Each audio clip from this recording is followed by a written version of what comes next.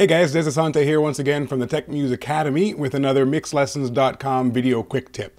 Today I wanted to talk about a spin on a technique that I like to use when considering my mix. And that is to mix for as long as you can without touching your panners. So in other words, keeping everything in mono for as long as you can. Why would I do such a thing? Well, it's really quite simple. I found that in my experience, it's a lot easier for me to hear when I have frequency competition and masking and level imbalances when everything is coming straight down the center. So what I do when I typically start my mix is I'll throw all my faders up. I'll get a rough general balance with the faders. Again, everything's down the center, pans in the center. And once I've gotten my rough level balance, then I'll start digging into my EQ to sort of, tame. Typically it's subtractive. So what I'm doing in the first pass is listening through each track while they're all playing together and removing elements of the frequency spectrum from individual elements of the arrangement that I find are obtrusive or just a little too much over the top or taking away from something else in the mix.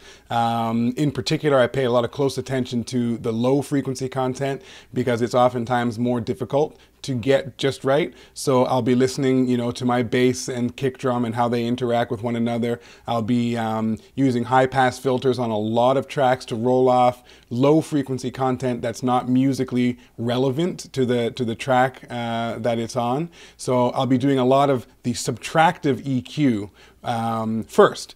And then after I'm feeling pretty confident with the EQ curves in a subtractive sense of my elements, then I'll turn my attention to compression, and I'll use my compressors to sort of level out any spiky transients that are not happy, that are not conducive to the presentation. I'll start using compression in situations where I'm trying to bring up low-level content, not low-frequency content, low-level content. I'm trying to bring to the foreground a vocal, for example, some of the breathy elements, some of the softer, breathy aspects of a voice, which oftentimes really draw the listener's attention to the emotional aspect of the singer.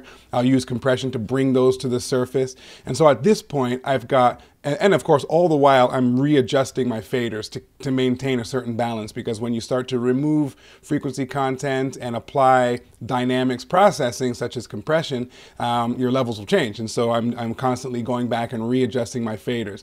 When I've got it to the point where everything sounds tight, clean, I can sort of distinguish each of the elements by ear. At that point, I'll hit my panners and I'll start to spread things out along the horizontal dimension in my mix.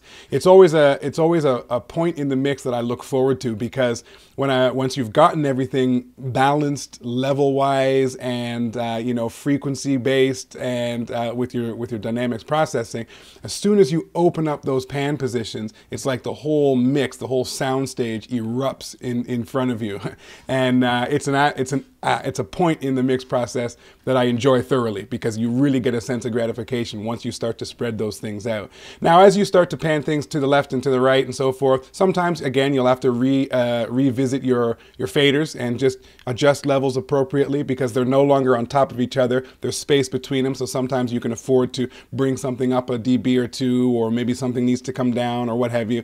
So you're doing a constant sort of revisiting of your fader levels, but that whole starting a good chunk of your static mix without touching the panners, I find allows me to get to a cohesive mix much quicker.